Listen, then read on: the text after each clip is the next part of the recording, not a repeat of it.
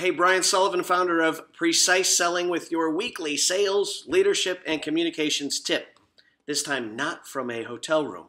In fact, from my little Irish pub where I'm most comfortable. Hey, I want you to think of somebody who you met recently who you really liked. You really connected with them. Maybe it was a new friendship, a new relationship. And I want you to answer this question. Why did you like them? Why did you connect with them? And if you think about it, you connected with them because for some reason they made you feel good. And you know how they did it? Really simple. They asked about you. So when they said, "Where are you from? Tell me about your work. Tell me about your family. Oh, you have kids." And the more questions they asked, the more the walls of resistance came down. And you know why? Because they got you talking about your favorite product, and that's you. Now, even if you're humble, you still like talking about yourself. And as a result, the more you talked, the better you felt. And guess what they were doing in the meantime? They were learning. So the simplest formula in the world to get people to like you is to ask questions.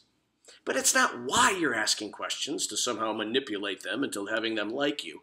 You're doing it because you have a genuine interest in others. You see, the byproduct of being a great person is you sell a lot of stuff. How do great people communicate? They ask more questions than the average person. And not only do they ask more questions, they are better listeners. And they don't break the two cardinal sins of listening. Number one, they don't interrupt. Now think about how you feel when someone interrupts you.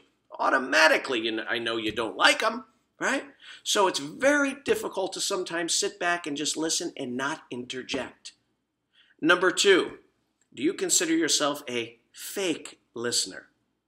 Which, by the way, if you're married and have children, you are a fake listener. I get it. Fake listening it's a common thing that we all do. And why do we do it?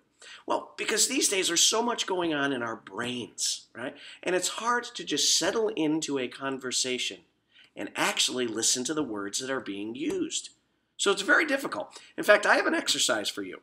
This exercise is today. I want you to find one of your number one customers. And by number one customers, I'm not talking about the ones who cut you purchase orders and pay you money. I'm talking about your friends and your family. And I want you to find that one special one and ask them this one question. Am I a good listener? And when they're done telling you, you are allowed to say nothing other than thank you. And what you're going to learn from this exercise is just how difficult it is to ask a question and not think of what you're going to say next. You're forced to only listen to the words being used. And this skill of silencing your brain after you ask a question is the skill of the greatest communicators, because the byproduct is they end up learning from every conversation. They're slowing their brain down, and rather than thinking of what they will say next, all this information is coming their way. And you know what? The people on the other side of that conversation know when you are being authentic, know when you're really listening, and they know when you're fake it. We've all had conversations with fake listeners, and it's hard for them to hide. So this week, find the number one. Ask them if you're a good listener. Just listen.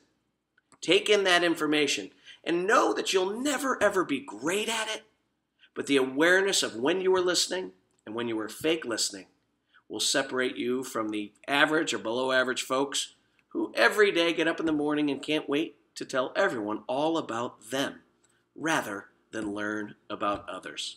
So make it a great selling week. We'll see you next week with some more great precise selling content. If you liked what you heard, go to preciseselling.com. We'll see you at the top.